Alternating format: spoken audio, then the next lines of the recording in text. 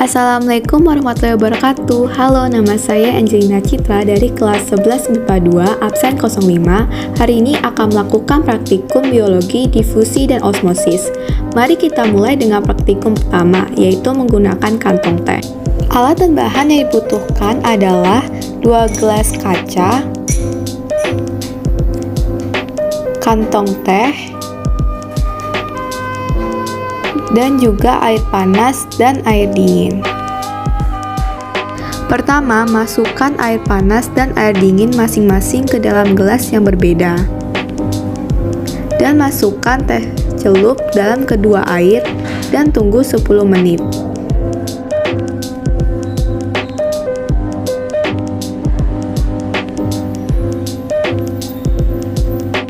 Setelah 10 menit, amati perubahan kedua air tersebut.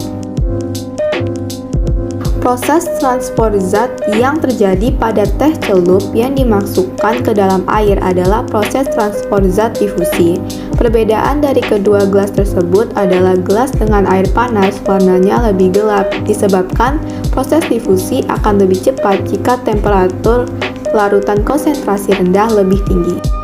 Selanjutnya, kita akan melakukan praktikum yang kedua, yaitu menggunakan 2 potong kentang dengan ukuran yang sama. Alat dan bahan yang dibutuhkan adalah penggaris, sendok makan, 2 buah kentang 4 cm, 2 gelas air, dan garam.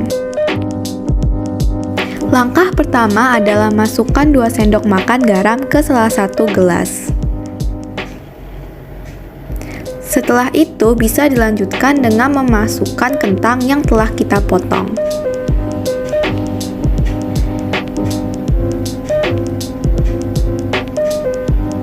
Dan tunggu selama 30 menit. Setelah 30 menit, angkat kentang dan amati perubahan.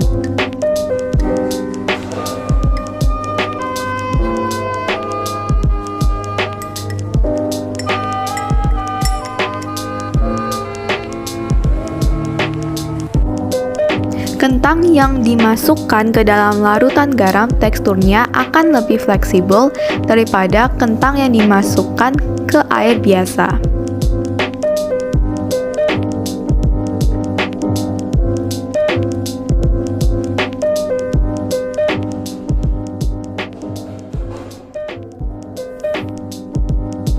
Proses transport zat yang terjadi pada kentang adalah proses transport zat osmosis, di mana zat pelarut berpindah dari konsentrasi yang lebih rendah ke konsentrasi yang lebih tinggi.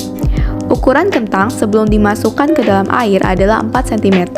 Setelah dimasukkan ke dalam air, terjadi perubahan, yaitu kentang dalam larutan garam menyusut sampai ukuran 3,7 cm.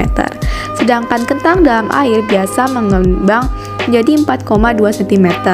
Tekstur kentang sebelum dimasukkan ke dalam air adalah keras. Setelah dimasukkan ke dalam air, terjadi perubahan, yaitu kentang dalam larutan garam menjadi lebih fleksibel, sedangkan kentang dalam air biasa masih memiliki tekstur yang sama, yaitu keras. Perubahan panjang kentang terjadi karena perbedaan konsentrasi dalam sel kentang dan sel larutan. Pada kentang dalam larutan air biasa, kentang mengalami pembekakan dikarenakan proses masuknya larutan air yang konsentrasinya rendah ke dalam sel kentang yang konsentrasinya lebih tinggi. Sedangkan larutan garam konsentrasinya lebih tinggi, menjadikan sel kentang masuk ke dalam larutan garam dan menghasilkan penyusutan kentang. Sekian dari video praktikum saya. Wassalamualaikum warahmatullahi wabarakatuh.